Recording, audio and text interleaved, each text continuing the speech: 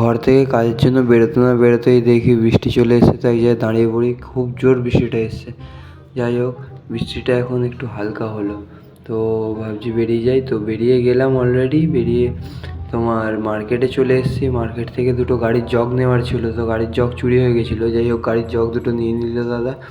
আমিও রেডি এবারে যাওয়ার জন্য। তো যাই হোক, তো এবারে আমি কাজের জায়গায় যাই, কারণ দুটো জায়গার মাল ফেলার আছে। তো দাদা বললো তুই গাড়ি করে চলে যা।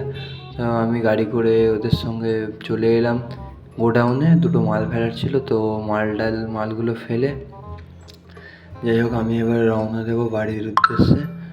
তো গাড়িতে অলরেডি উঠে পড়েছি আমি।